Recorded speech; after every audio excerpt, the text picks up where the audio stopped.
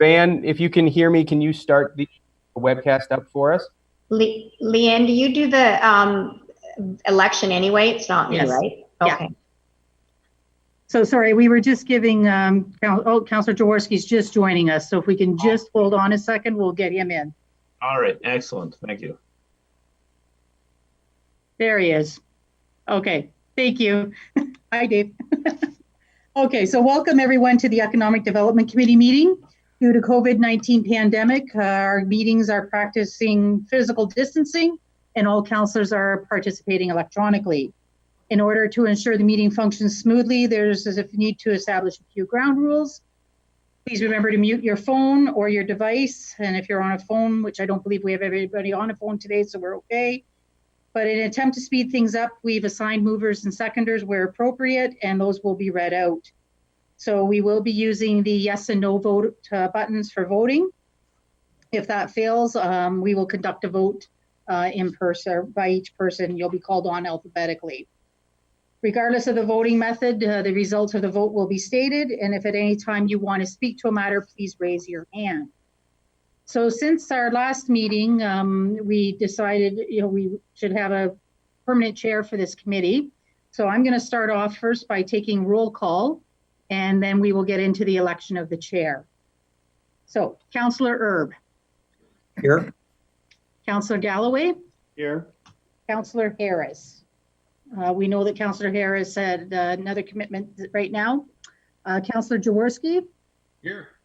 Councillor Jowett. Councillor Kiefer. Here. Councillor McGarry. Here.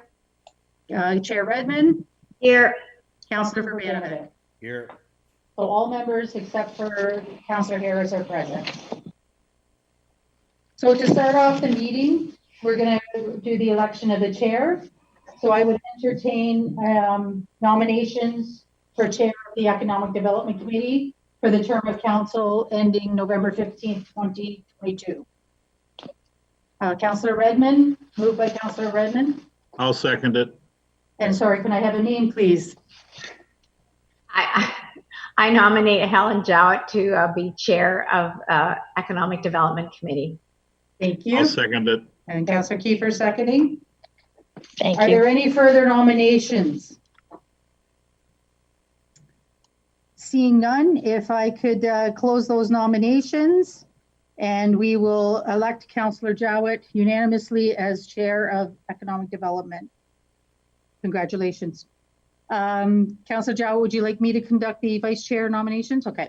So now I will entertain nominations for vice chair of the Economic Development Committee. So is there any nominations, please? Don't all jump in at once. I would nominate Councillor Erb All right. as vice chair. I'll second that. Okay. Are there any further nominations for vice chair? Seeing none, we will close the nominations for vice chair, and I will acclaim Councillor Erb as vice chair. Well, I guess I should ask Councillor Erb, are you willing to accept the nomination as vice chair? Yes. Thank you. So I will declare Councillor Erb elected or acclaimed for that position of vice chair. Now I will turn the meeting over to Councillor Jowett. Okay. Well, we've done everything on roll call. I'll try to find my link. Okay, looking for a declaration. Can't hear you, Helen. You need to unmute. Wow, can't believe I did that. Okay, You're here. Good start. well, it's a little bit smoother than I had predicted because you should see the feedback that's in this room. It's coming right through my... Anyway, so we'll begin by calling the meeting to order, correct? Yeah? Mm-hmm. We'll do so. Can I have a motion to do that? No, you're good. No, we're good to go. And then I'll ask if there are any declarations of pecuniary interest. Seeing none. Are there any delegations? Seeing none. Presentation we have, and I'm going to introduce Matthew Chandy to share his screen for presentation. Do we have to do that? Or has Matthew got that? Tim's got that. Okay, thank you. Oh, it's really bad. Are you getting busy? Is Matthew going? Sorry, is Tim going to share or Matt's going to share my screen? Sorry, Matthew, you go ahead.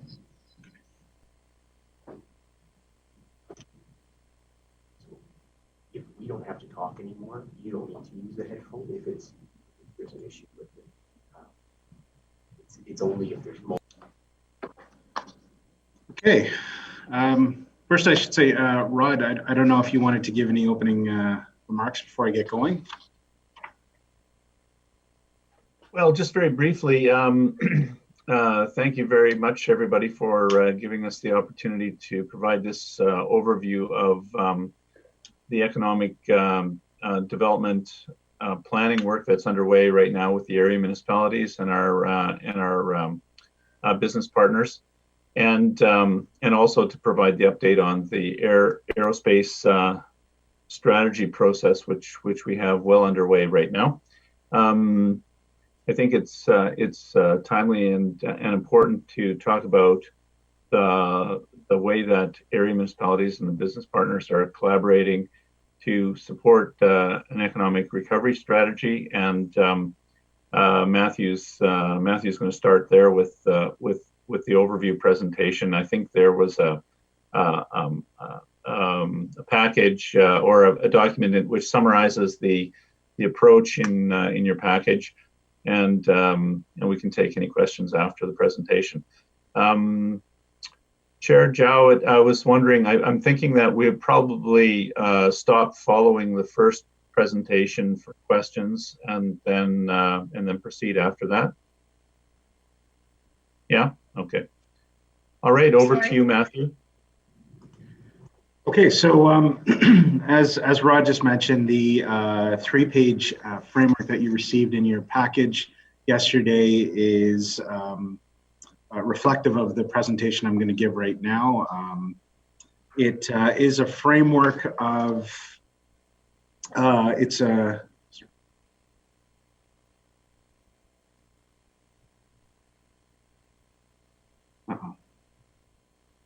sorry, my computer seems to just have frozen up. 1 second.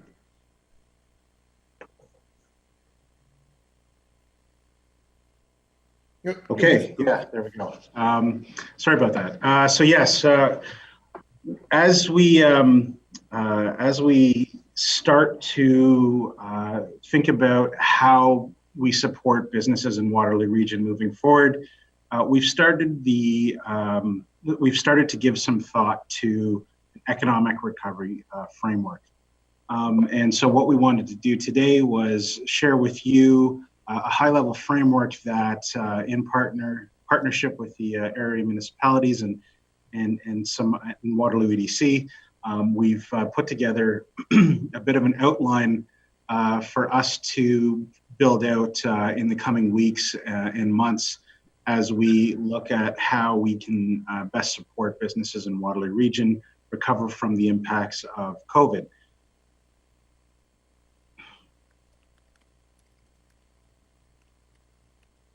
So I guess where I want to start is just sort of to highlight where we're at right now. We are definitely still in a phase of, I guess, what we could call stabilization. We've spent the last 8 weeks or so in what we could call an urgent phase, and that is all of the work being done by Best WR to support businesses and help businesses navigate federal and provincial programming that was available to help with the immediate and urgent impacts that were created because of COVID. And so there's a lot of work that was done there, but more recently, a lot of the efforts of the region, the area municipal EDOs, and a lot of other industry associations have really focused on helping businesses to adjust to the reopening. phase. And that's kind of where we are at right now. So that includes things like helping to secure PPE, sharing information on best practices for reopening, helping small businesses to build a digital presence, for example, creating virtual job boards, helping, one of the things that we're working on right now is discussing and looking at how we can assist restaurants, for example, expand patios. So lots of work happening right now on supporting the reopening phase, and we're right in the middle of that. And that will continue for the next little while. But as we move through the reopening phase, we need to start giving thought to what recovery will look like.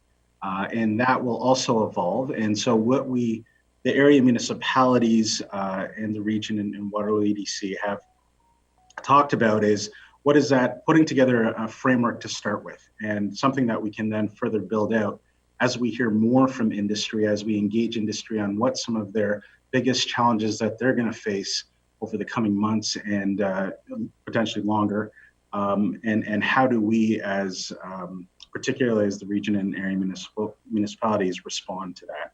So this has very much been a collective effort, and this framework has been done in collaboration with the cities and townships, and it's something that we'll continue to work on together to build out. What we wanted to do today was share this framework with ECDEV committee for discussion, to get feedback, and then as we move forward, get guidance from the region's ECDEV committee, as well as all of the area municipalities on building out the framework.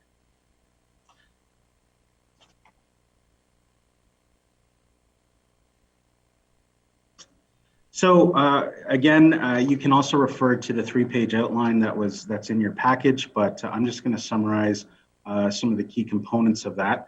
And we established, and I'll start with our goals. We established what we'd consider 4 key goals that sort of cover everything we want to do as part of building out a framework.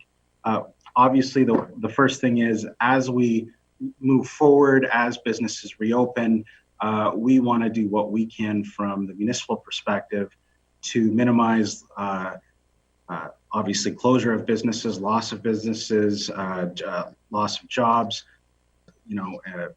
loss of development opportunities here in the region. So really looking at our processes and what we can do to maybe support businesses through the reopening phase and beyond. 2 is the second goal area was to really continue a lot of what's happening around the flow of information. We've collectively, a lot of the partners in Best WR have been focusing on sharing information around best practices, again, helping connect businesses to sources for PPE, understanding senior government programming, which continues to flow and new programs continue to come. So helping our businesses navigate that will very much be something we'll need to continue to do on a regular basis. We'll also need to really monitor the impacts of COVID-19 on our industries in Waterloo region. And that will require a lot of constant communication with our different sectors here, companies here, to understand what challenges they face as they try to get to a stage where they might have been before. I think that we're going to see a lot of structural shift in industry. We know that supply chains have been heavily impacted, and those are having impacts on various sectors in Waterloo region. So one of the things, for example, that we're doing through Best WR right now is, in fact, reaching out to a handful of companies in different industry sectors in Waterloo region to start to monitor and understand what some of the challenges they're seeing, not only for themselves, but for their sector, and then try to sort of bring that back and feed that into the economic recovery framework. And then obviously we want to make sure that we remain a high growth economy, as we were pre-pandemic. And we also want to find ways to capitalize on and support the new industry that's actually come out of Waterloo region as a result of the pandemic. Seeing companies, for example, start to create PPE, for example, and start to build new supply chains. And so how do we collectively support that? So we've established some guiding principles that we want to structure we'd like to structure the framework around. One, I've already talked about the importance of doing this in a collaborative way. So ensuring that we're all sort of working in sync between the Regier Municipal, Waterloo ADC, other business partners in the community. So really making sure we're working in sync, but at the same time also respecting the autonomy of each individual area municipality or regional responsibilities. I think particularly we've heard from various area municipalities about very specific challenges that businesses in their communities might be facing, and they'll want to develop strategies specific to those businesses. So understanding just how we're going to work together moving forward. Obviously too, I talked about the importance of constant communication with industry, and so really working in collaboration with industry associations, making sure that we continue to advocate to senior levels of government.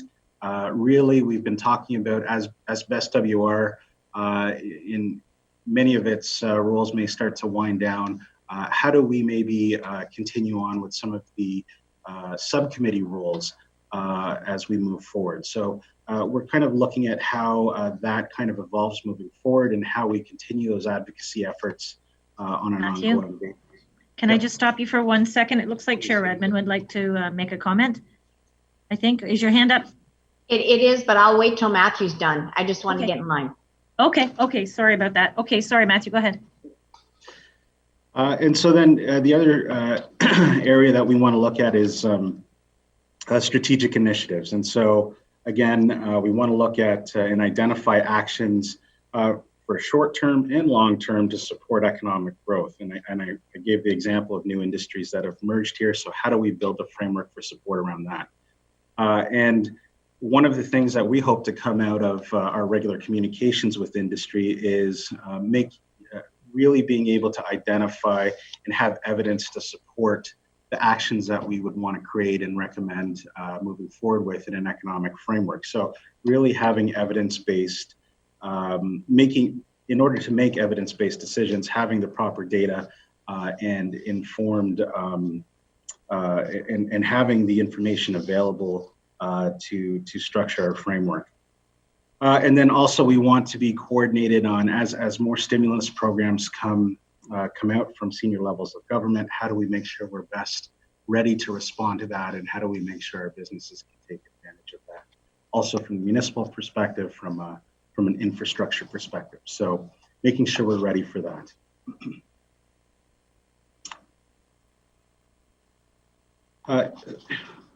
The other area that we wanted to provide some guidance on or have some guiding principles around was the how we support workforce development, how we really focus on ensuring that the economic base as we know it in Waterloo region remains strong here. So how do we look at, for example, all the different economic development strategies that exist here in the region right now? And how do we maybe update that, and how do we refocus that to support our startups here? How do we focus on the significant advantage that we have by having world-class post-secondary institutions here? So how do we build updated strategic action items around that? And then again, I once again come back to supply chains. How do we ensure that we can help reestablish or enhance supply chains to support our businesses in Waterloo region? Talent attraction and retention has always been an issue for Waterloo region, in the sense that it's been something that our industry has needed here. And I think now the focus on talent attraction and retention is going to be even more critical And so we definitely want to come up and work on a strategy for how we can support industry with talent attraction and retention, and take advantages of initiatives like the Future of Work and Learning initiative that the region, for example, and many of the area municipalities are involved with. How do we leverage some of those initiatives out there to build a new strategy that supports businesses post-COVID? And the arts, culture, and not-for-profit sector, it's something that we want to work with our partners in the cultural sector to build appropriate programming and supports for. I do know that a number of our representatives in the cultural sector right now are coming up with potential action items for consideration to support the cultural and arts sector in a broader economic framework. So this will be a section that we don't want to lose sight of and recognize the importance of in an economic framework that we develop.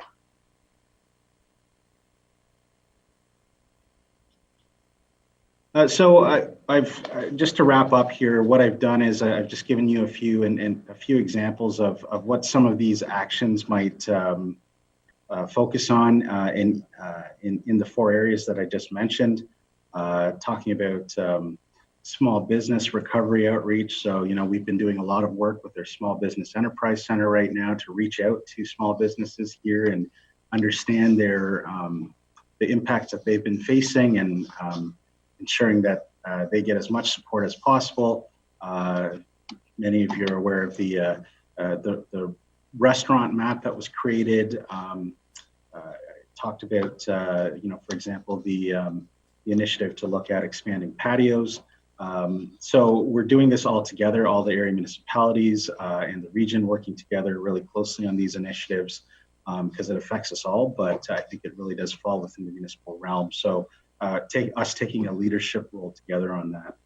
Talked about advocacy and potentially taking aspects of Best WR and carrying that forward, ensuring that the needs of our businesses are advocated up to senior levels of government. Looking at existing economic development strategies that exist at the area municipal level and even at the regional level. Looking at how we cater this to support particularly businesses in a post-pandemic phase. And so there may be some updating that may need to happen as a result. And then PPE, so business supports, like what are some of the things that we're going to need to do to support businesses through reopening phase and in the long term. So, again, there right now, for example, a lot of businesses are trying to determine what are some of the best practices on how they operate upon reopening, how do they access PPE. So there's been a lot of work done right now to help businesses through this phase. And I think those types of supports are going to need to continue. So that's what we wanted to do today is give you that work of an economic recovery plan that we'd like to put together. Our next steps would be to take feedback from this committee and then work to actually build out specific action items around this framework. And that is something, again, we'd want to make sure is also really driven by industry and from our constant engagement with industry, make sure that we're being reflective of the needs that our different industry sectors are require at this time to move forward. So I'll turn it back over to you, Chair Jowett, for some discussion at this point. Thanks very much, Matthew. So Chair Redmond would like to speak first. Thanks, Chair Jowett. Matthew, this is very comprehensive, and Rod and I really appreciate it. One of the things that strikes me, and I think you've sort of answered it in a little bit later on in the presentation, but some businesses truly have flourished. Has it been sort of entrepreneurial attitude to an emerging issue that has presented itself. Have you done any analysis to see, because there are businesses that have done very well. I mean, we think of Zoom and a few others, but I'm sure there's local ones too. I'm just wondering if you could comment on the analysis and how useful that will be on a go-forward basis. Well, absolutely, and I think that comes back to talking about new industry that's been created here. I referenced, for example, new job boards being put up. A lot of the jobs being posted are actually as a result of some of the new businesses that have flourished or have actually been able to, whether it's actually the creation of PPE. I think there's it's a bit of mix of both. I've heard from businesses that have capacity to support with PPE, for example, and they have, businesses want to help. They want to help in whatever way they can. So there's that aspect of it too, but then there's definitely the entrepreneurial aspect of it as well, where companies can really scale up their operations, and maybe they were already producing PPE or masks, for example, or face shields, and they were able to really scale up because of the need that was there. I point to other groups like, for example, our super cluster group, our NGen here, in working with senior levels of government to help facilitate access to companies to meet the need for PPE across Canada. So there's been a lot of that type of work that's done by, let's call them industry associations, to help connect businesses into new supply chains. Maybe Matthew, I would also point to companies like Shopify, who have actually been, really flourishing. To Chair Redmond's point, they're really positioned ideally to compete globally in this particular set of conditions and economic circumstances. Our region, in some respects, is really well positioned with its community of tech leaders and companies that do extremely well online.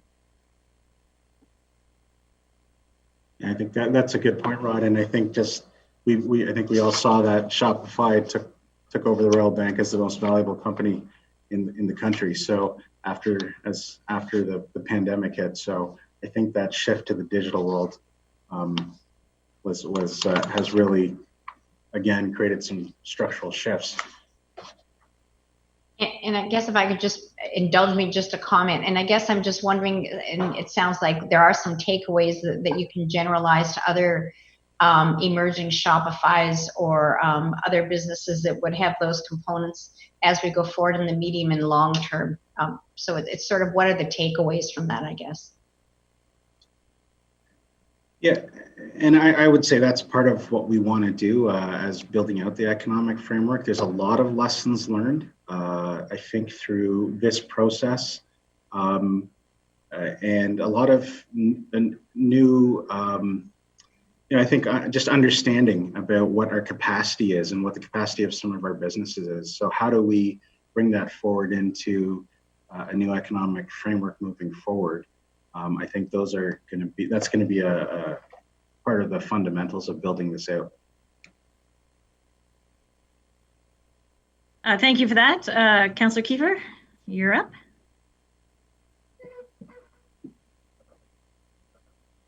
Can you hear me?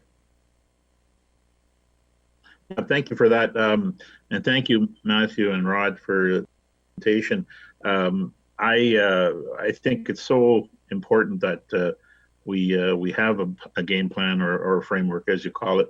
I guess the one thing that concerns me is that you talked about communication, coordination.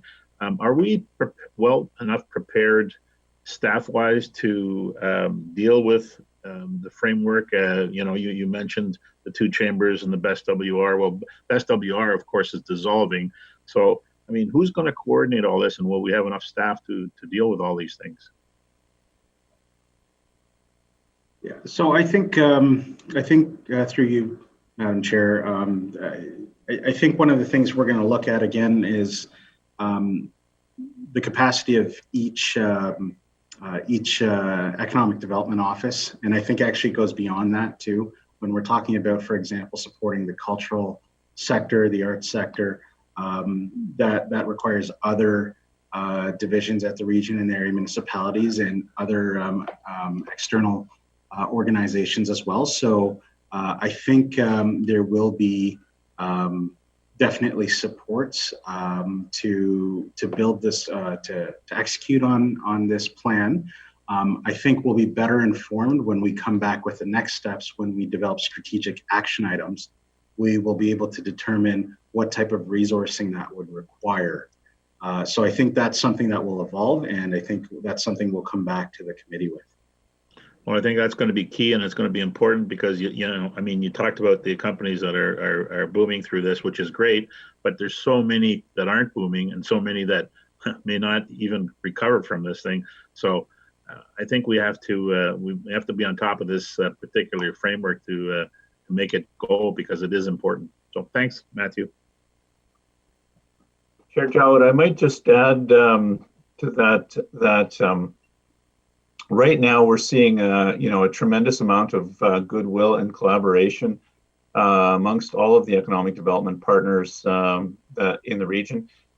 Best WR was really effective at rallying the stakeholders around the cause early in the pandemic process, and I think what we're seeing now is that as the municipalities are taking a leadership role in the process, people are very happy to share information, collaborate, get together, and as Matthew said, even as early as tomorrow, the economic development leads are meeting to work on the strategy and get put some flesh on the bones here. And Waterloo Economic Development Corporation has expressed its support for the model and willingness to participate and to provide input and leadership here as well.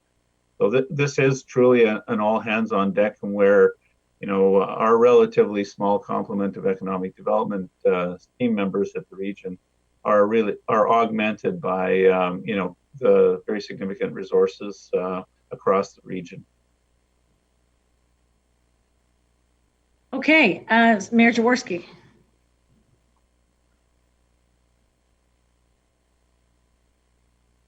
Thank you, through the chair. Excellent, Matthew. You must have about 36, 40 points here in your document, so it's quite extensive. So thank you very much for that. And I think I really have a better understanding of the what I'm going to call a federated approach, where it's I think Rod said all hands on deck, and it's more of our bond raising spirit.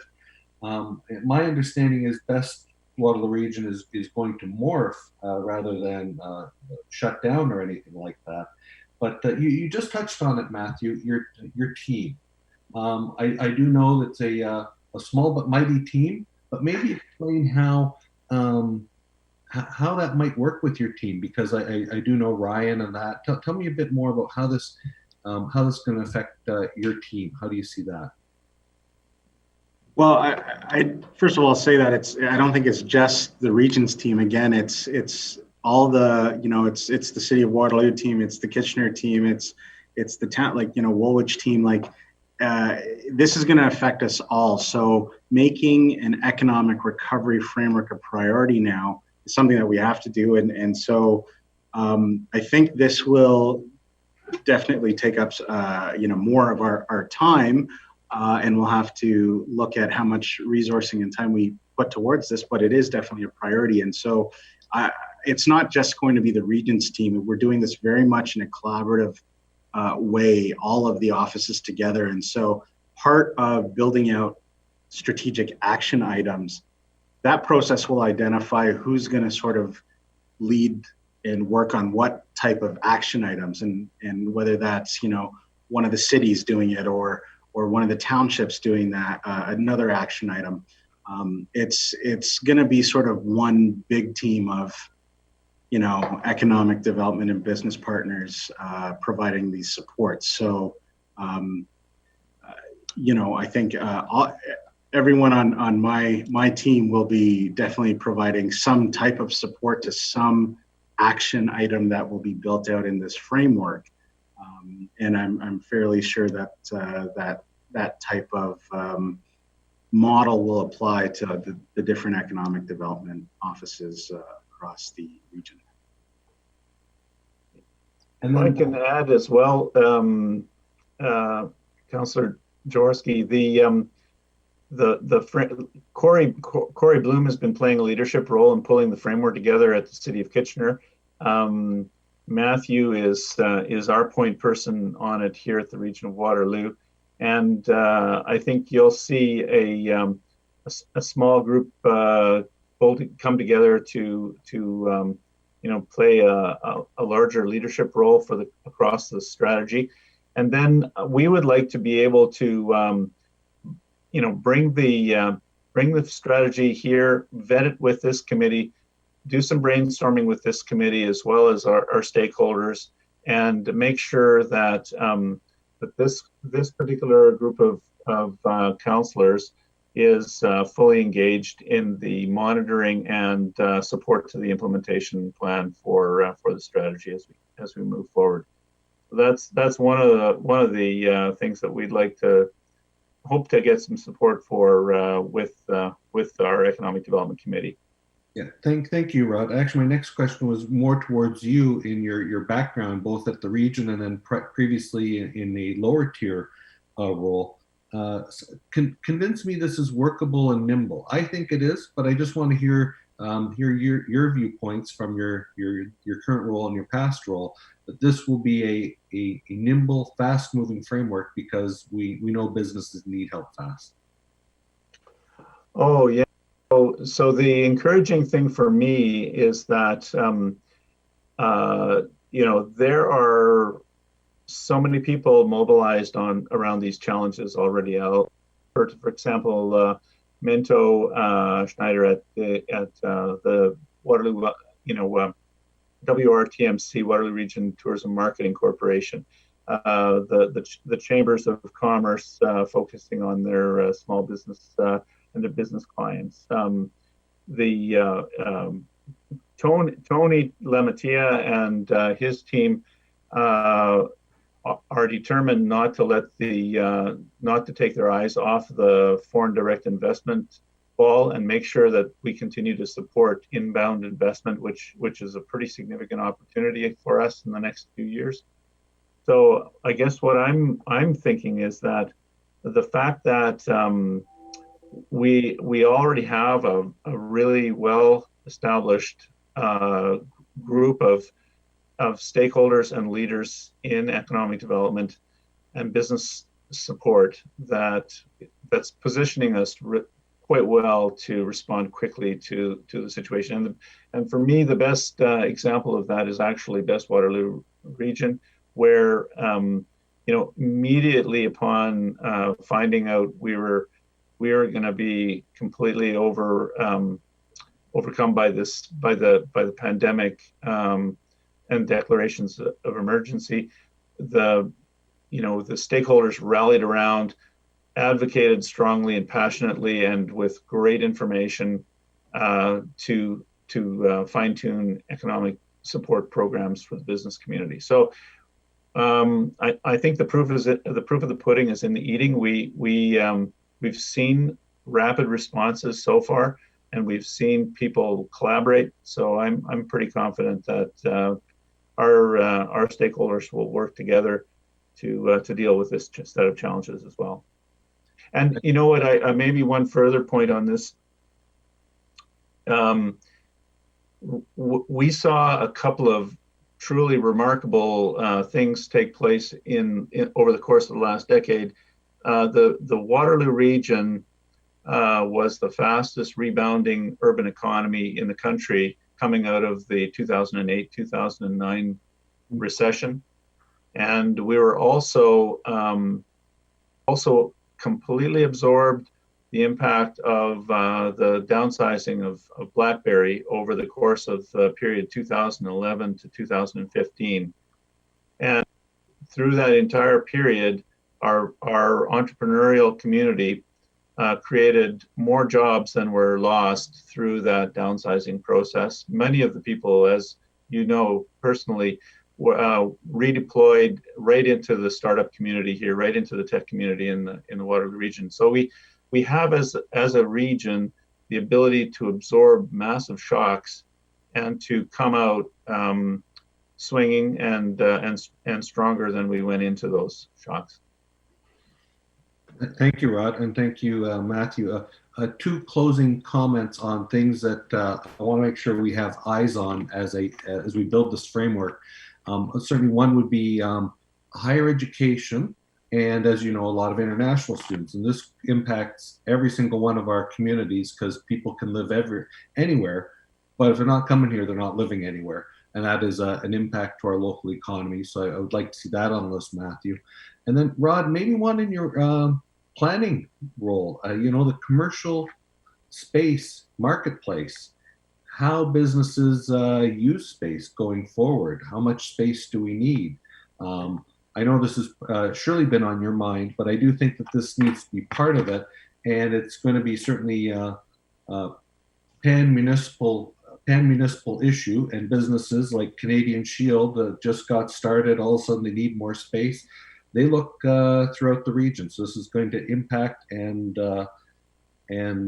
each and every one of us. So I was hoping that this was on your to-do list, or if not on your to-do list, on your thinking about list.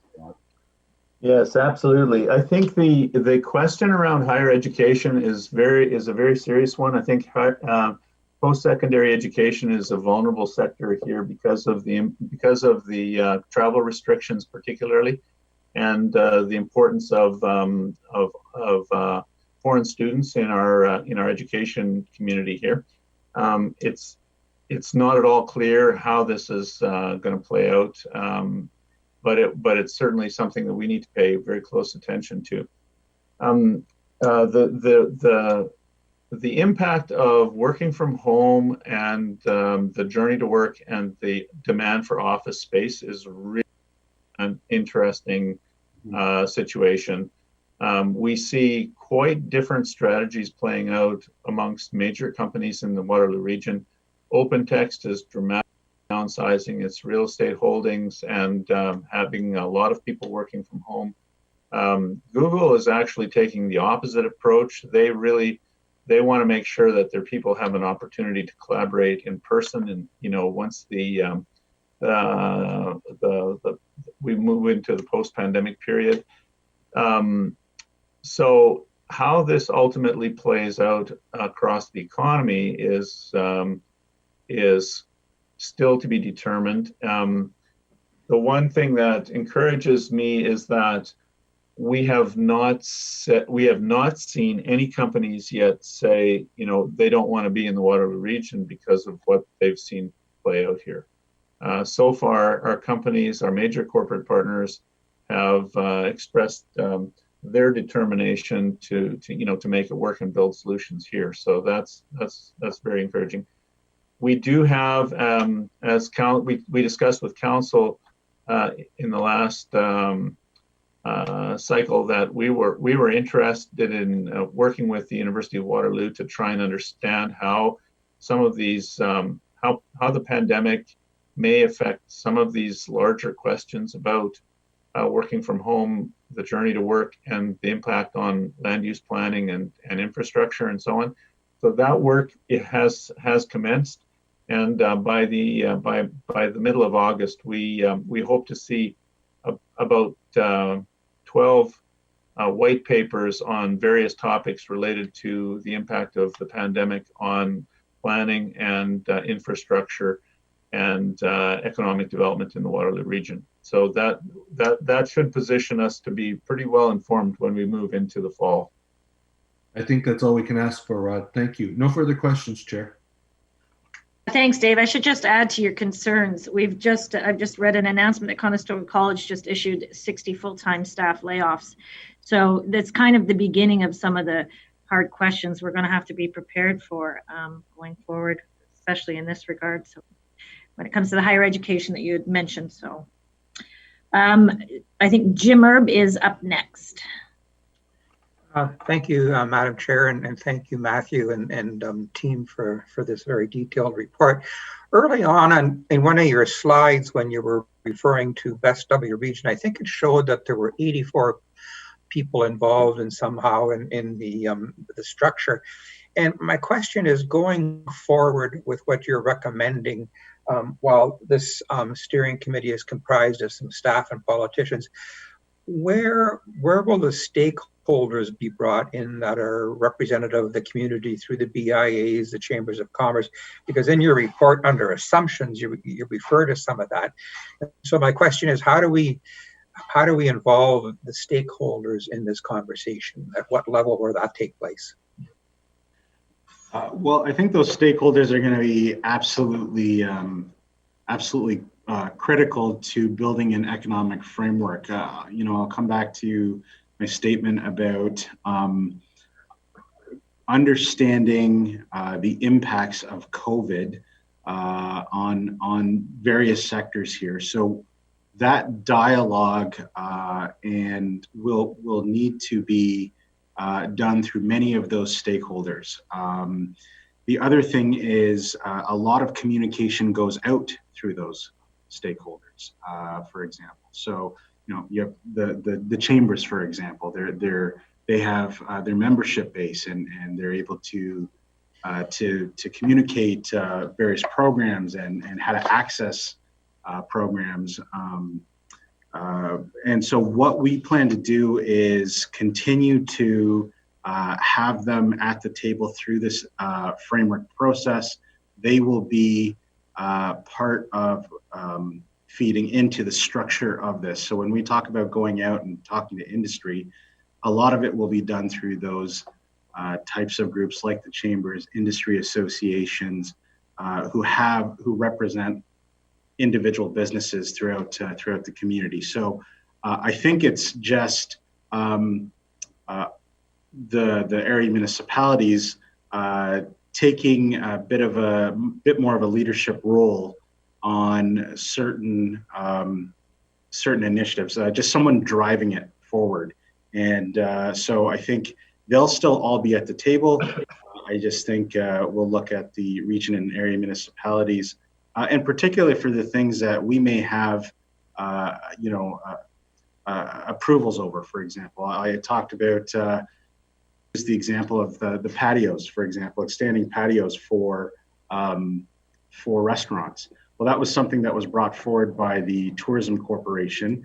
All of the area municipalities and the region participated in a call with them yesterday and the Tourism Corporation was able to bring forward all of the needs and that they've been hearing from everyone they represent, all the businesses they represent. And then we were able to work with them on starting to brainstorm solutions to extend patios for businesses for restaurants throughout the region. So, I think that's an example of how we would continue to work with them. But in this case, that would be something the region and area municipalities would need to approve. And by having them at the table, we can develop a solution, do it fairly quickly, and also make sure it's consistent across the region. So would that include, if I may, Madam Chair, just another question to follow up. So would that include some subcommittees under this structure? Or is it more informal conversations that are going to be taking place? I think that'll be fed by the next step, which is building out strategic action items. I think we want to, as we build those action items, determine what type of resources, how we're going to reach out to businesses, who's going to lead that work, who's going to support that work. So at this point, I can't say if there would be subcommittees at this point. The conversation so far has been maybe different partners around the table taking leads on certain action items. But I think that's something we'll look at as part of our next steps. Thank you.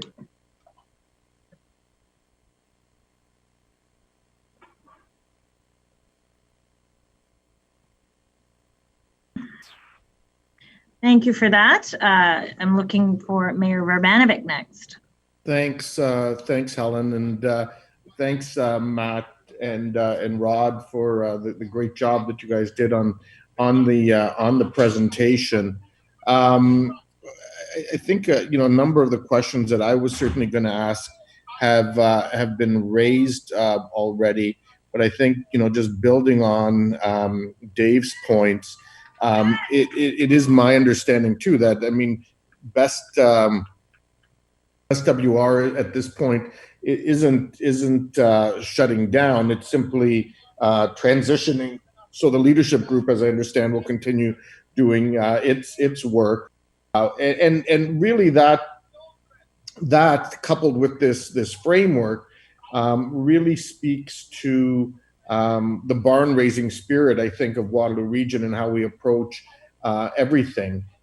Because it's all about collaboration. It's about pulling in all the various resources in the different roles that we have in order to make sure that this community continues to thrive going forward.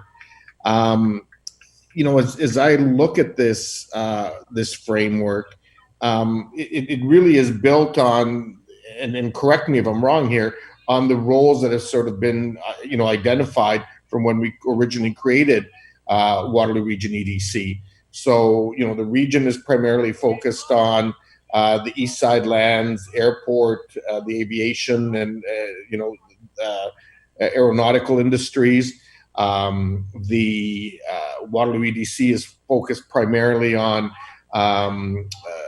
the inbound investment, as well as supporting companies in terms of international trade and so on. And then our local economic developments are responsible, as seems you've outlined, for all the other individual pieces.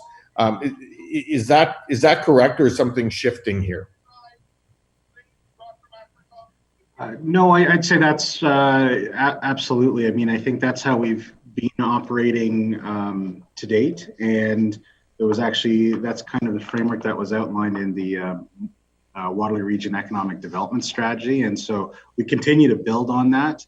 I think we're just looking at how this model works now, supporting a pandemic response, and so I think really as I come back to building out action items, I think it will be very much aligned with what you just said, Councillor Romanovic, about who does what, and I talked earlier on in the presentation about retaining that autonomy over individual economic development strategies, for example, at the area municipal level. So I know that is something that area municipalities have raised as important moving forward to them. So we definitely want to work together collaboratively, but also respect those different roles and responsibilities, which also ensures that we're not duplicating anywhere. Okay, and then I think that's really important right now, is that there's more than enough work for all of us to do, and I think some of the places where, from a regional perspective, I think Dave's touched on in terms of looking at some of those trends that are going to happen nationally and globally, and gathering some of that data and information and sharing it with the municipal partners. I think that that would be really helpful for us going forward, because it's information that whether you're in Cambridge, Waterloo, Kitchener, or in one of the townships, it's information that all of us can use going forward. And I think the other thing that's important for me is that the document that's in front of us is really aligned with the strategic plan, as well as the pandemic plan, and so all of these pieces, I think, are important as we go forward. I know what I hear from business is, listen, government, help me where you can help me, whether it's local, provincial, federal, and if you can't, tell me, and then get out of the way and let me do my thing. And so, I'm always cognizant that people are looking to us to work and build amongst the structures we have in place, and strive to create more collaboration and less bureaucracy as we go forward. And it seems that this plan does it. So I'm really happy to see what's in front of us.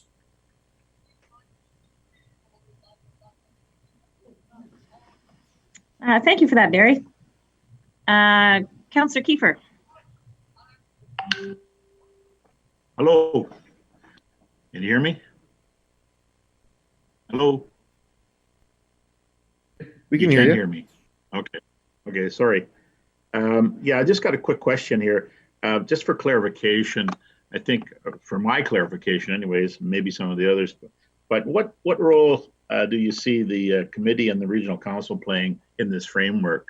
I just need to get that straight in my head.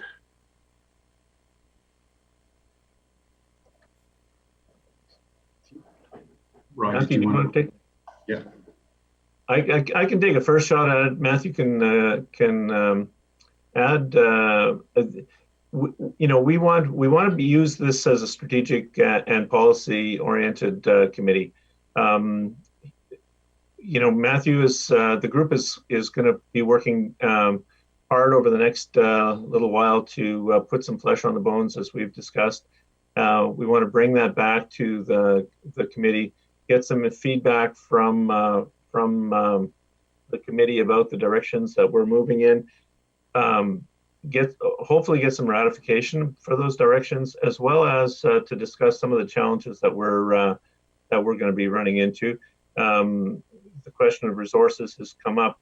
We haven't nailed that down yet, but we're hoping that this committee can give us some good critical feedback, and then see, we'll come back and seek direction on significant initiatives as they're designed. Okay. Thanks, Rod. We have a couple more speakers, but I'm told Mr. Murray has his hand up. Do you want to vet in here? Yeah. Thanks, Madam Chair. I just wanted to respond to Councillor Kiefer's question and kind of reinforce what Rod said. What Rod was saying really reflects, what we laid out in the report last week that went to committee last week, that talked about the role of this committee in, working along with staff and, being a sounding board and helping to guide the economic recovery work that, that regional staff are working on in partnership with all the partners that Matthew has described. So, we just see huge value in, fully engaging this committee as we work through the economic recovery. And so, periodic updates exactly like this, that Matthew's done. It's like, here's the work that's going on, here's milestones that we've got to, here's that we and our partners are grappling with, that we need some input from this committee. And then ultimately, if there are decisions, policy decisions, program decisions that need to get made, those would obviously go to regional council, as staff reports, through this committee endorsed by this economic development committee.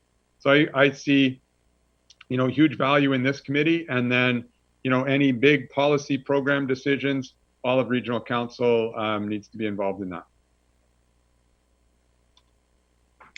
Thank you for that, Mike. Mayor McGarry. Thank you, Madam Chair. A lot of the points I had brought up has been brought up by others, which means I think that we're on the same page in a lot of this. And again, thank you for such a great presentation. A couple of specific questions, certainly around some of the discussion about some of the bigger lessers of land, such as open text and others. that particular discussion is certainly impactful for a business case on some of our transportation plans. I understand that that's part of the discussion of the infrastructure, but just wanted to note that that may have an impact on our business case as we move ahead with other organizations to try and make sure that we have the all-day two-way go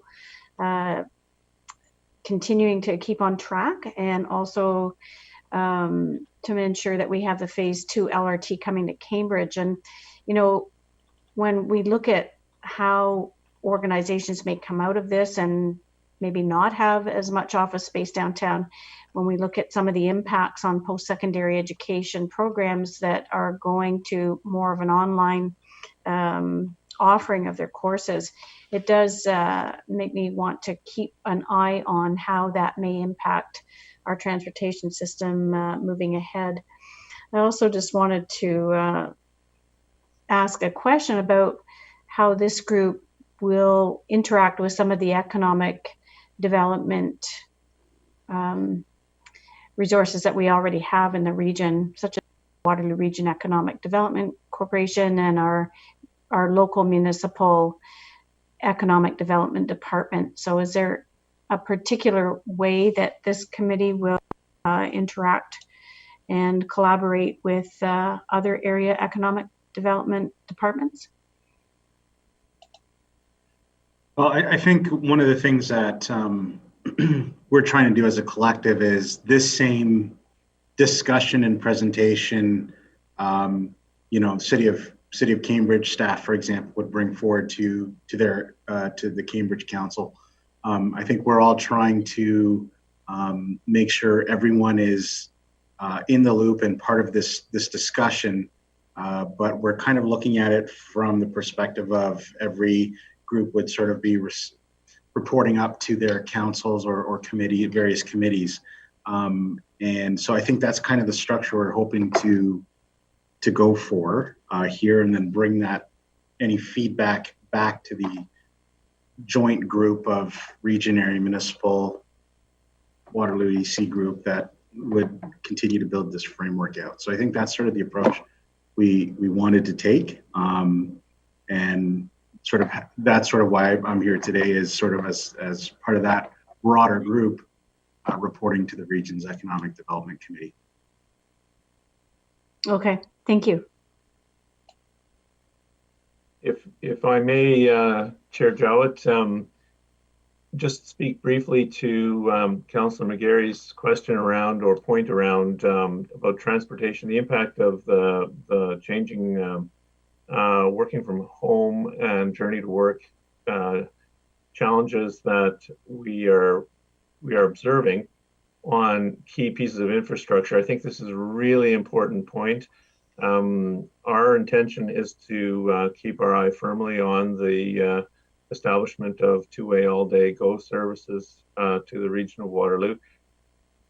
There are scenarios in which the region of Waterloo and two-way all-day GO services are even more critical with the journey to work, the working from home phenomena, because people can now work from home, and so the largest chunk of the labor market is actually in Toronto, and the Ontario labor market is in Toronto. So we could actually see more people moving out to the Waterloo region to work at least part-time from home, and travel by transit into Toronto periodically. So I think this is going to be, it's really important that we keep our eye on that, and we're firmly determined to do that. Thank you. If I may have a follow-up, Madam Chair, I would also just note that I am very excited about the opportunities that we may have here in Waterloo Region in attracting foreign direct investment, and to expand some of those businesses right here in Waterloo Region.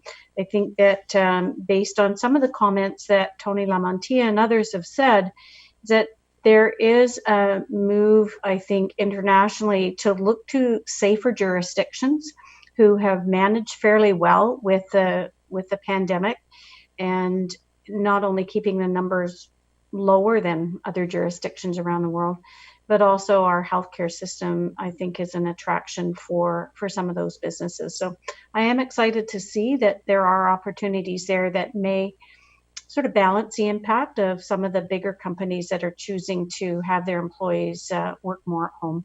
So I think in essence that sort of closes the loop. Thank you.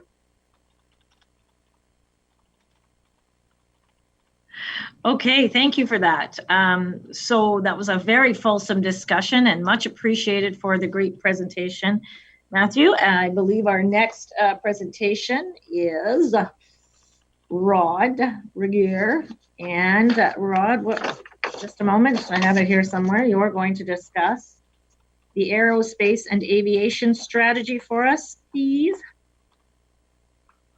Yeah, so Matthew's going to give a presentation on and an update on the work that we've had PwC working on regarding aerospace, the aerospace industry, and in the Waterloo region, and the opportunities that we have to grow that industry.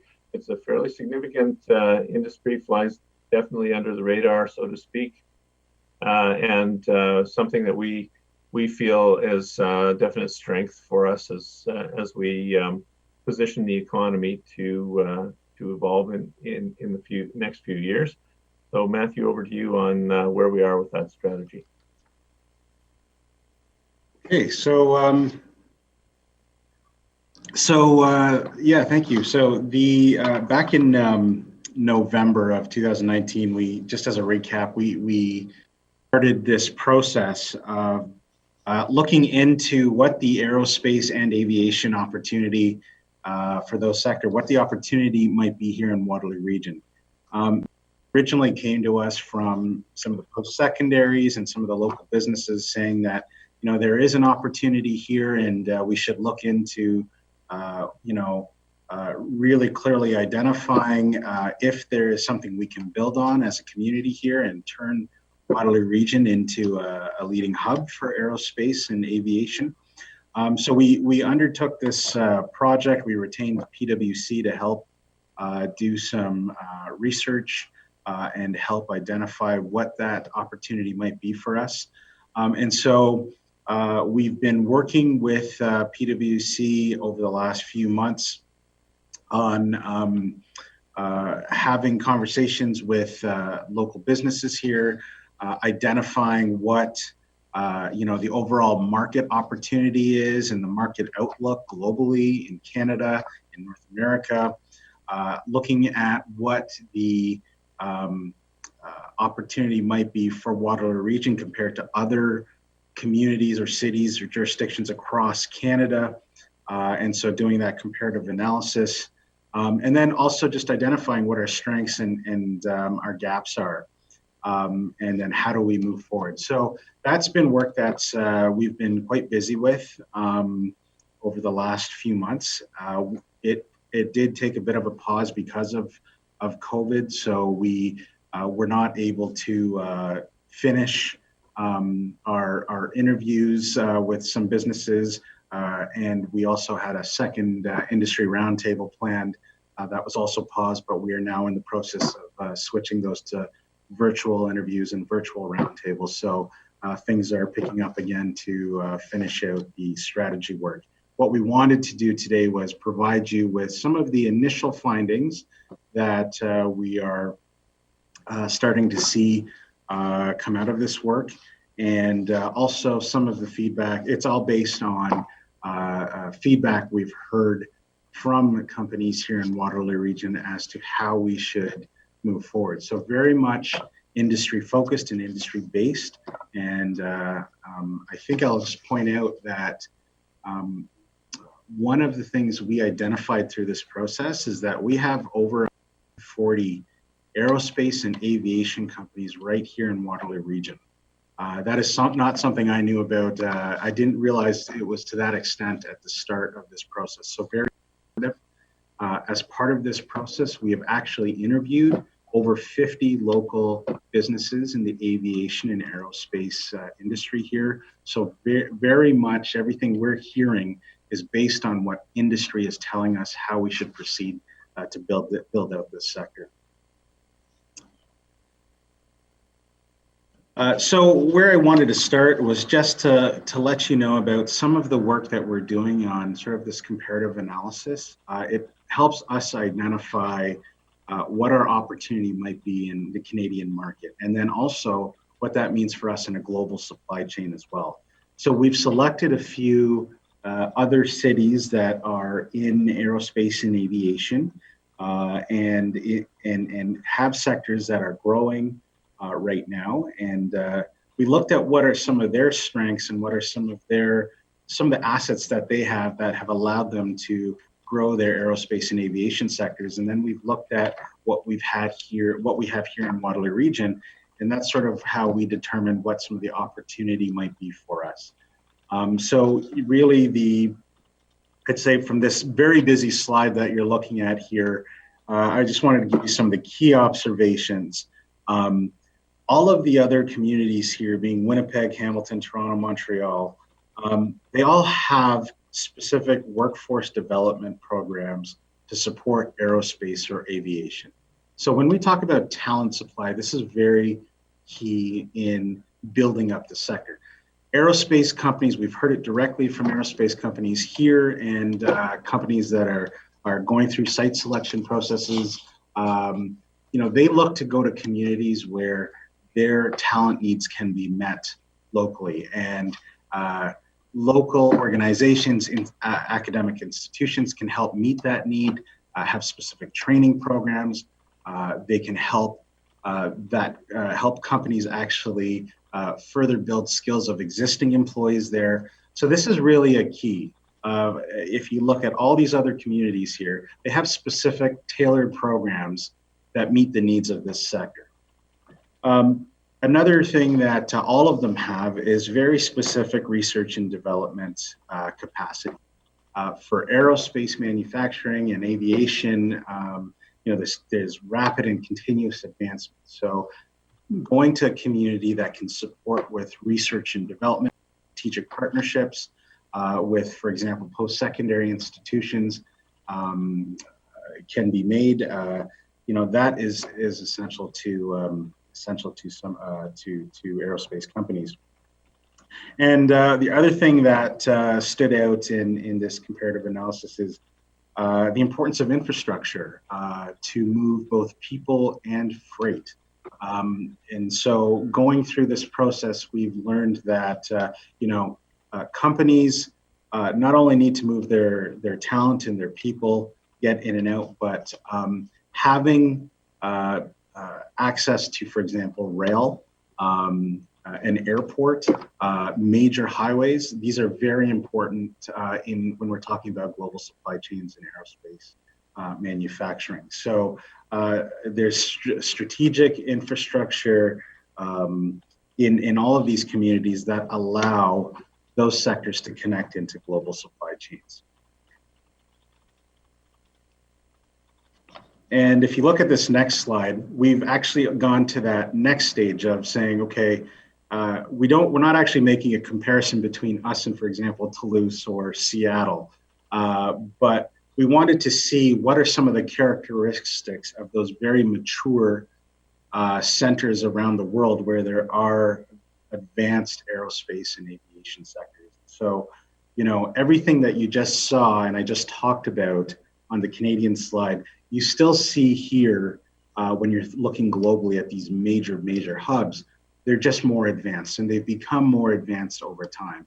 And then what you start to see is governments start to make additional investments in the things that support the growth of that sector.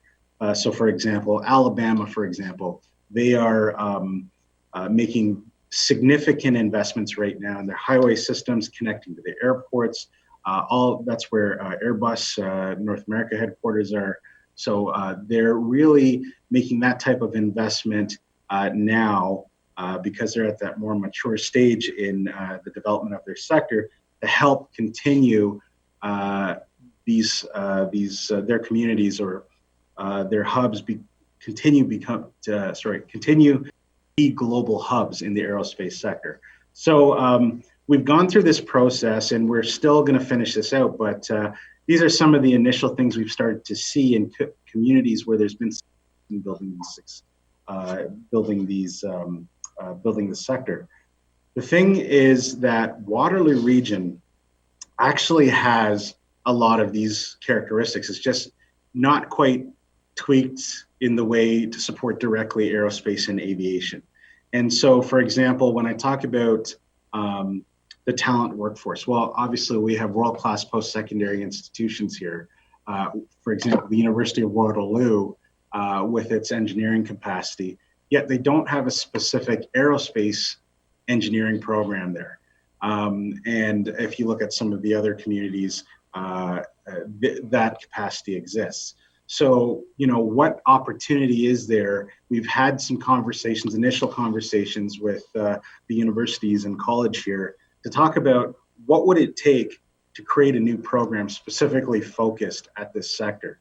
In fact, we learned that, for example, University of Waterloo, many of the graduates from their engineering program go on to, you know, actually end up in the aerospace manufacturing sector. So it's already happening. So is there another step we could take through the development of a strategy to work in partnership with our post-secondary institutions to create those programs, which would then help to create that talent supply chain for companies, and again, be a critical component in attracting companies to the region. So another thing that we've been doing through the strategy is actually looking at the entire aerospace and aviation value chain, I guess, the whole chain, and where do we fit into the different components of that chain. And so there's 6 different stages on this slide here. And if you actually look at the different stages, Waterloo region actually fits into almost all of them. So, you know, we're a community that's strong on startups, and actually most of our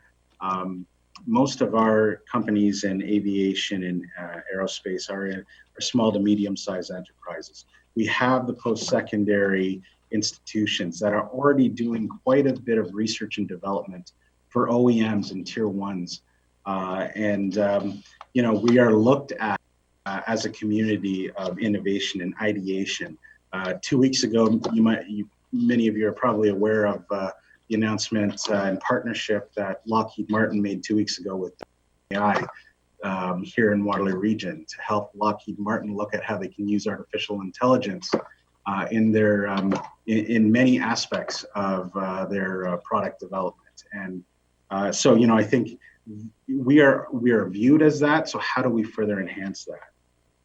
And, you know, again, having startups, having our post-secondary institution allows us to really support design and prototyping. A lot of that work happens at our post-secondary institutions. I talked about how the majority of our companies fall into that small and medium-sized category. So, you know, that really aligns with stages 3 and 4, and that is a lot of our companies have contracts with tier 1 companies, OEMs, tier 2 companies. So they are actually part of the supply chain and providing those components or those materials to the tier 1 and 2 to help in the manufacturing process. So a lot of that, we have a lot of that base here right now.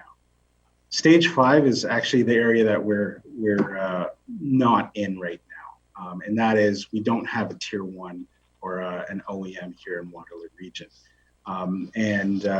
You know, I think that is one of the things that we've heard from almost all of the companies we've had conversations with, what that would mean to building the sector here, what that would mean to growing their businesses here, putting Waterloo region in the global supply chain. And there is a strategic opportunity to do that here.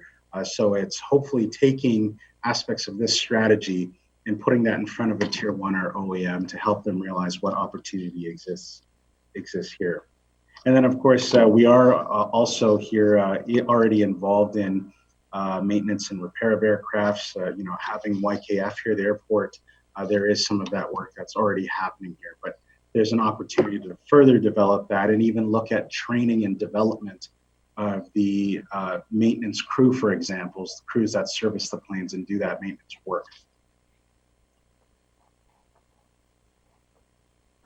So we've come up with I've already talked about, for example, some of our strengths through some of my previous slides, but you know, one of the things that we know, OEMs, tier ones, many companies outside of Waterloo region, they look at the region as that innovation hub, similar to many other sectors, but they come here to do research and development.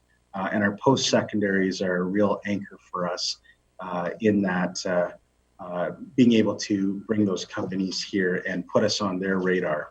I think, you know, one of the other things that really is to our advantage here is advanced technologies and our manufacturing base.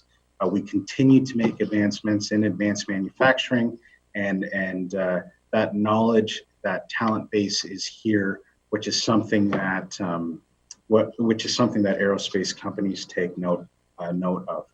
Our strategic location, we've heard from actual companies about our strategic location. Again, I talked about earlier how other key hubs around the world have their proximity to strategic transportation infrastructure, whether it's rail, whether it's highways and airport. We have some of this, which is the reason why some of the companies have located here right now. But it's a real attraction tool when we're talking about trying to bring in maybe a tier one or an OEM to Waterloo region. We are also strategically, from a broader perspective, in a global supply chain. You know, you have big hubs in the U.S. as far as Seattle or Alabama, and then you think about places like Toulouse in France. In a global aerospace supply chain, we are actually situated in a very strategic location, and so I think a lot of companies have told us that is to our advantage, and that would be something we could build a future attraction strategy off. As far as gaps go, I've talked about you know, some of the gaps in our education system as far as not having direct programs to support talent. But a couple other things that we've heard from businesses is that there's just a lack of overall awareness of the aerospace presence that exists here and the knowledge base that exists here. And so this is something that they have talked about. How do we coordinate better in Waterloo region to let the world know that there's an aerospace presence here, and which would help with growing their business and also help us with investment attraction.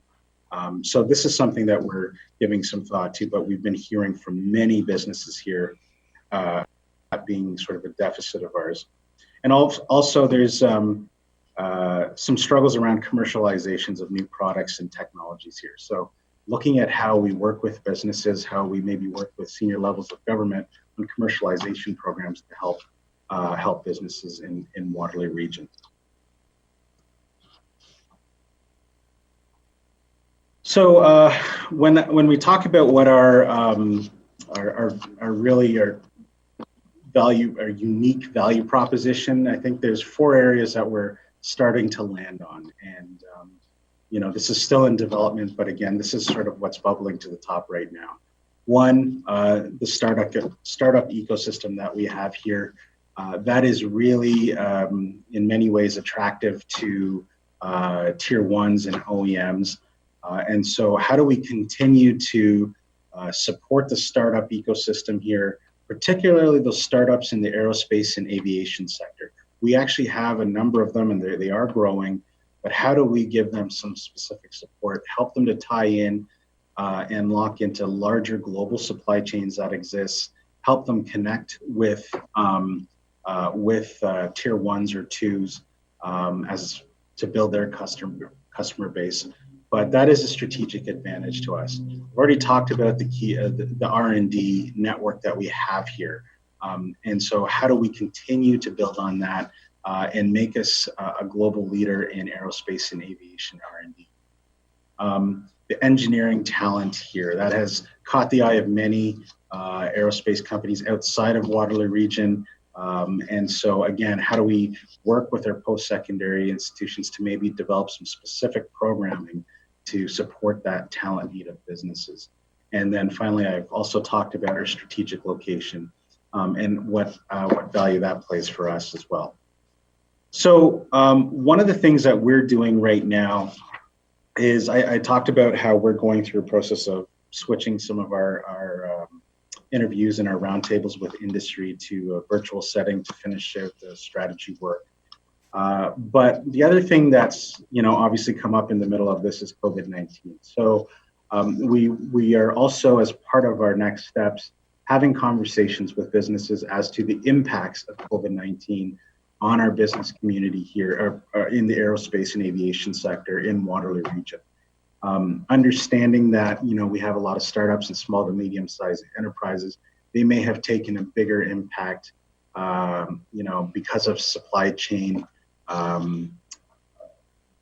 weaknesses that are now in place because of COVID-19. So we're going to go through this process of having conversations with local industry again to understand what those impacts are and how we might need to adjust the strategy or any recommendations that come out of this to account for those impacts from COVID-19. So that work is underway and will continue over the next month.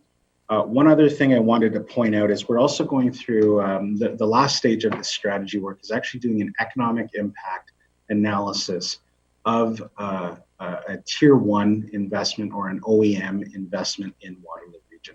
So if a company were to actually open up a new plant here and begin actual manufacturing here, what would be the overall economic impact to Waterloo region by having an investment like that? So that's critical for us to know as we look at building out an aerospace and aviation strategy, understanding how we can benefit here from perspective of not just individual businesses, but from the broader community. What does that mean for jobs in the community, for example?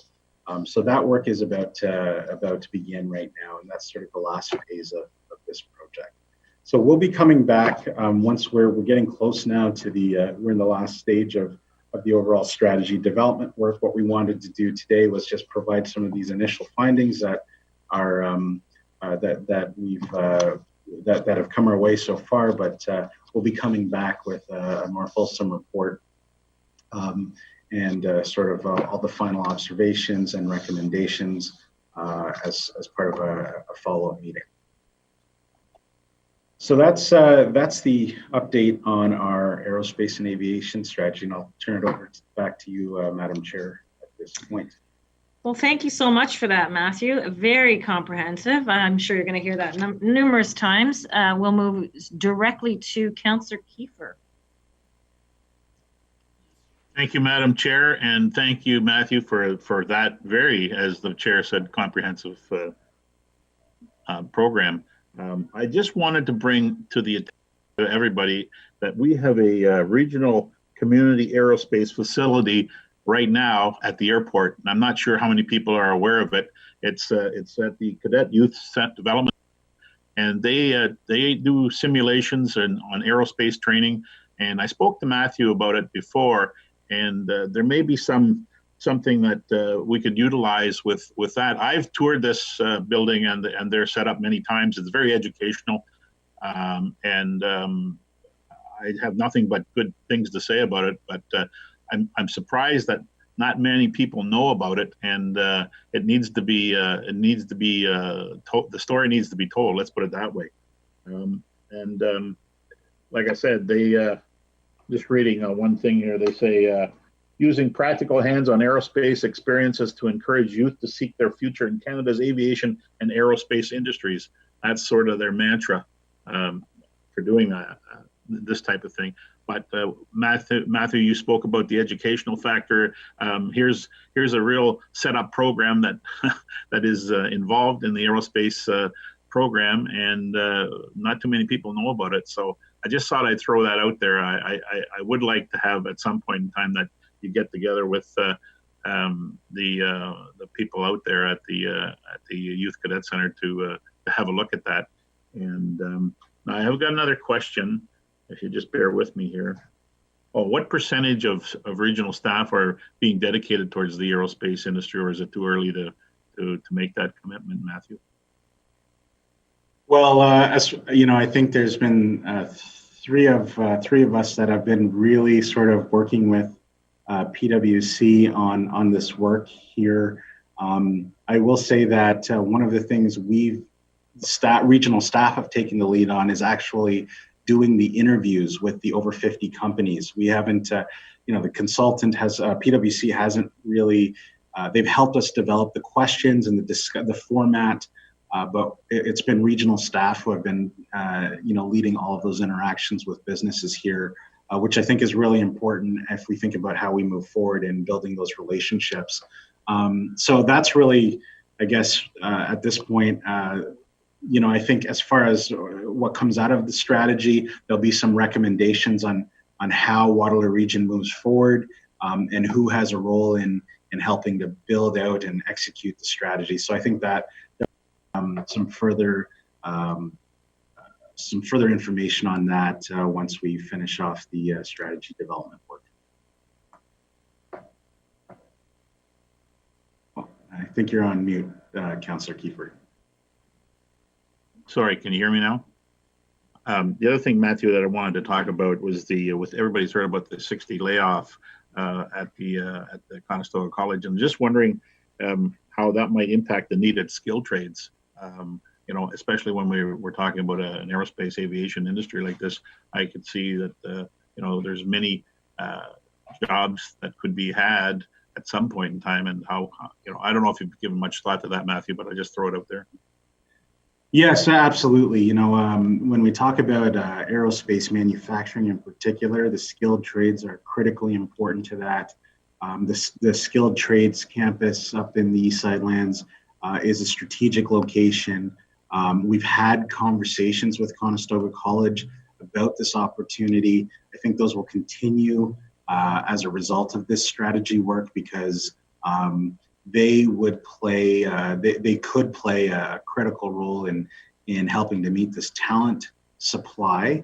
Again, if you look at some of those other communities that I referenced in the presentation, a lot of these tier ones or OEMs actually partner with the post-secondary institutions and structure a formal partnership and a funding partnership as well to help build that talent supply. So I think this is going to be part of the conversation we continue to have, and it might be definitely, when we're talking about post-pandemic recovery, the aerospace sector could potentially play a key role in that, and partnering with institutions like Conestoga would be critical in that. Thanks for that, Matthew. Okay, Matthew, Chair Redmond is next. Thank you, Chair Jowett. I have two questions. I'll ask them both, and then you can answer them. I found this fascinating, and those tables of comparators with Toulouse and other areas, I think, is really, really significant. How much does the quantum figure into this? Are we looking at more of a niche market? And I know you said, Matthew, that you and Rod, we weren't necessarily comparing size, but I'm just wondering, how much does size matter? And I was really glad that you talked about the post-COVID world. When are we going to know what that's going to look like? I mean, I think about travel agents. I think about the I forget the right number, but the Boeing plane that was not flying, and how that impact aviation. So there's been a lot of flux for a long time. Do you think, how far out before we can sort of figure out what stability would look like and what the future might be shaped, how it might be shaped?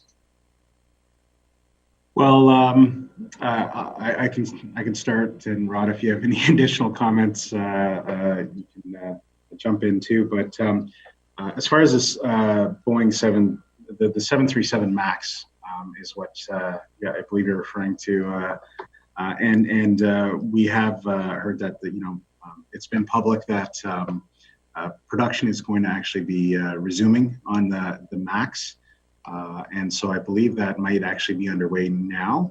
I think those are positive signs. But at the same time, we've also seen in many other areas of aerospace manufacturing, the overall supply chain taking a bit of a hit. Now, at the same time, that can also be regionalized globally.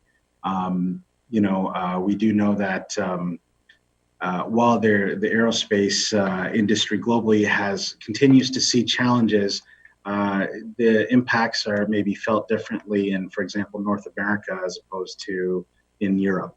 And, a lot of it does come from air travel. Obviously, air travel stimulates the amount of planes that are ordered. I think one thing I will share is that a lot of airlines have not actually canceled their orders. They've simply put them on hold because they also await to see what the post-COVID world looks like. I don't think I can put a time, and actually I really cannot put a timeline on sort of what's, when the industry is going to recover at this point. And I think we all sort of just see what the current situation is and try to adjust accordingly or listen to industry as to how they're responding to it. But, we do know that there are aspects of or parts of the aerospace sector, for example, that are moving ahead. They are continuing production. Airbus, in fact, has down in Alabama has actually ramped up production already from COVID because they're still behind on orders, for example. So we do know that they are bringing back their workforce, and so those are all signs of potentially the sector is starting to maybe stabilize a bit. But I think the aerospace sector overall is still taking some hits, and I don't know when exactly at this point they will fully recover. Okay, thank you. And sorry, if I may, just my other question was when we look at our positioning and the profile, how much does quantum matter? Like, does it matter that if we're the size we are, do we need to be 10 sizes bigger? Yeah. Sorry about that. Okay. Yes. So I think what we've learned is that I don't think it's about the size. It's about those key assets that a community has. So again, if we're able to support talent supply, that's what they're looking for. If we're able to support research and development, that's what companies are looking for. If we have the land available and the transportation infrastructure available, those are the things that companies are looking for. So they're looking for this list of criteria when they go through a site selection process. I don't think, and obviously they do look at things like livability too, because they're looking at, is there available housing for their employees, and what's the quality of life like in that community? Those are things they look for.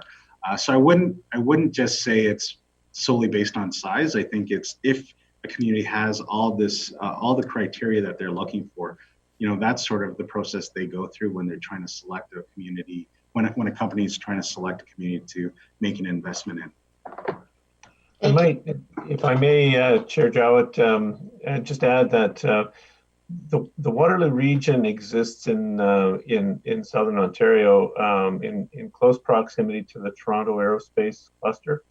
So the supply chain that currently feeds Bombardier and the other manufacturers in the Toronto marketplace, or even Diamond Aircraft in London, they're well within easy transportation distances of the Waterloo region. So we actually take advantage of some of the size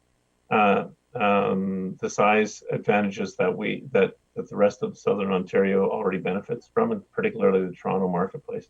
And I would also say that we are in certain areas, we are already known globally, and I'll point to one company that truly flies under the radar, and that is NavBlue in Waterloo. It's located in the Accelerator Center building up in the research campus, It's actually a division of Airbus, and it builds all of the navigation guidance coordinates for Airbus aircraft around the world. So here we have a division of one of the OEMs already here. Why? Because we have undoubtedly the best talent for that particular function in globally, and so I think we already are outstanding in certain areas. They're very specialized right now. Hero DevTech is a world leader in the manufacturing of landing gear. We have other manufacturers like Fleur, a global leader in the development of drone technology. So it's really interesting to see how this cluster is evolving. It's evolving quite quickly, and we've got some inherent strengths in the industry right now.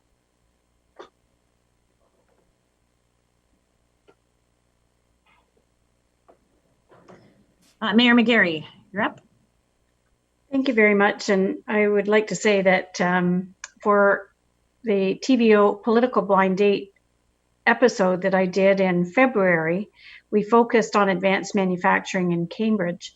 And one of the two businesses that I took my blind date to was Shimco, one of the few companies worldwide who provides high-tech shims to the aerospace. And to your point about Haru DevTech, if you land on an aircraft anywhere in the world, likely you're on a plane that is landing on manufactured landing gear in Cambridge. So I've known about this sector for a while, but one of the few, I think, that really understands how big it is here.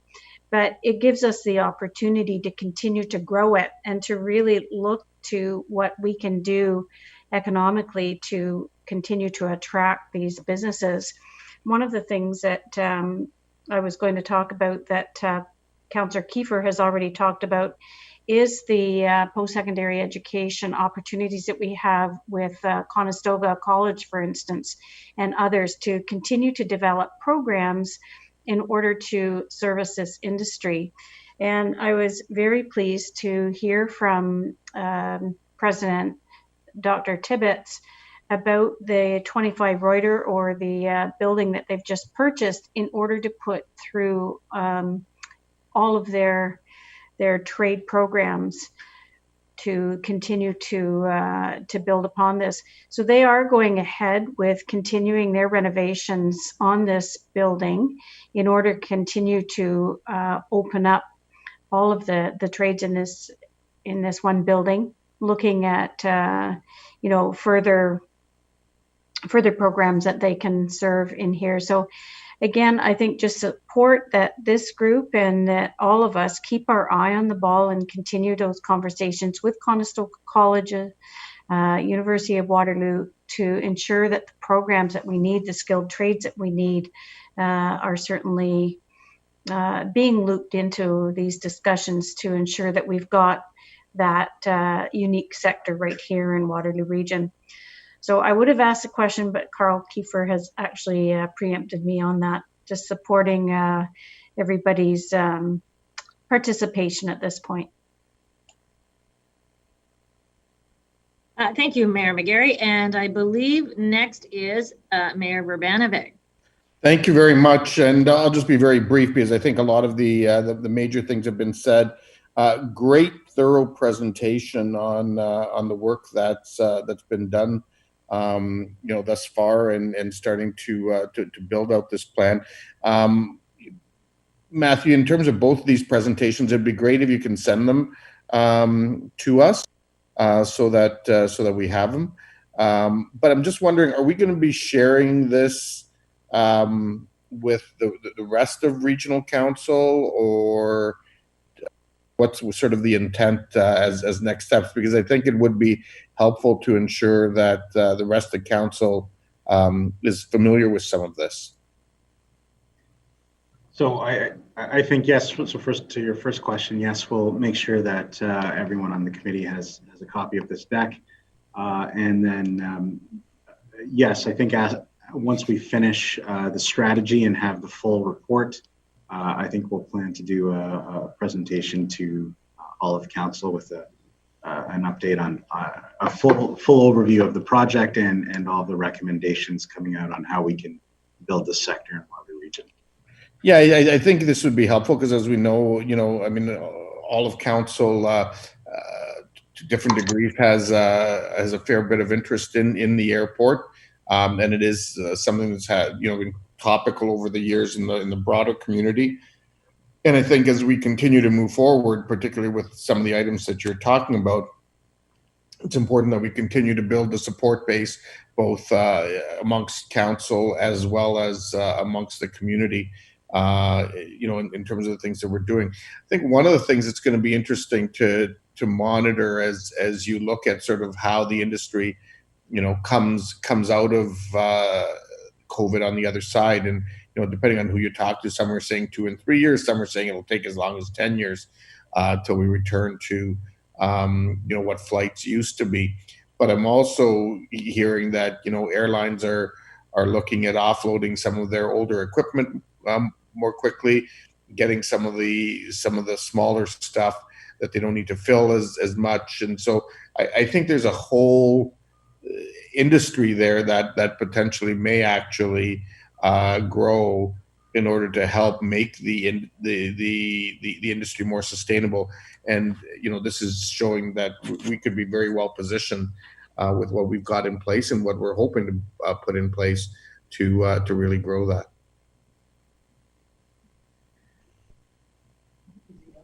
Yep. Okay, thank you for that, Barry. And I'm sort of looking up and down this board and not, peekaboo, sorry, dinner arrived. Just wanted to see if there are hands up there, and I don't really see any.